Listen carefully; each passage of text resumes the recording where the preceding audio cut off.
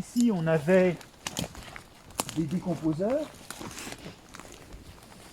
Là on a une vieille amanite et quand on la soulève, voilà, on a ici des pieds qui, vous voyez, dans les deux cas, il n'y a pas beaucoup de feuilles mortes, mais il y a un petit peu du tout venant et quand on touche avec les doigts, il y a à la fois de la matière organique et de la matière minérale.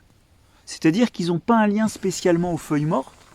Ces champignons-là qui ont un pied, alors que moi j'ai tendance à appeler un pied propre, ça ne veut pas dire qu'il est propre, mais on verra peut-être un peu plus tard la différence avec un pied sale.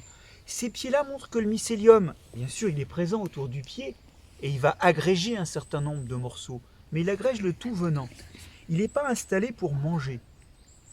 Au contraire, ce mycélium se prolonge dans le sol et ce qui est très intéressant là, c'est qu'on le voit très très bien ici, il va coloniser, regardez, les racines des arbres.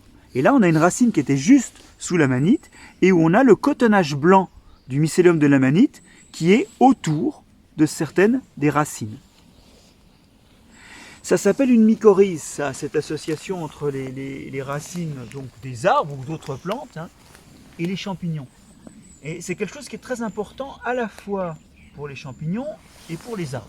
Alors pour les champignons, ça explique que vous avez des girolles, vous avez des amanites ou des cèpes qu'en forêt.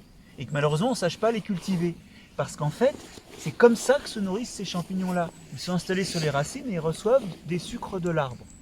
Alors, donc, malheureusement, c'est pareil pour les truffes aussi, on ne sait pas les cultiver sans avoir un arbre. Bon.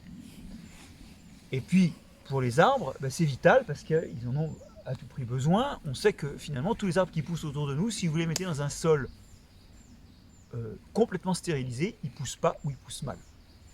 Alors évidemment, comme il y a plein de ces champignons-là dans le sol, c'est jamais limitant. Il arrive toujours à se connecter à un champignon. Mais en réalité, c'est les champignons qui vont faire les courses dans le sol. C'est-à-dire que les racines des arbres qui nous entourent sont assez incapables d'aller chercher de l'azote, du phosphate et de l'eau dans le sol. Elles délèguent ça à un champignon, c'est de la sous-traitance.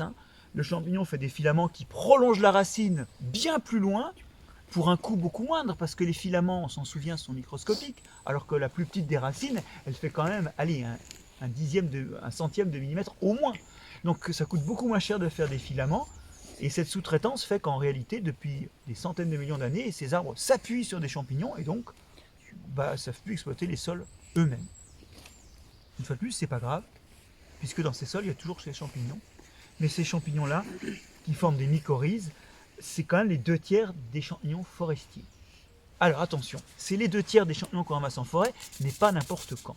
Là, il a commencé à pleuvoir il y a combien de temps? Une semaine, c'est ça? Une semaine? Un peu plus même. Ouais, 2 semaines.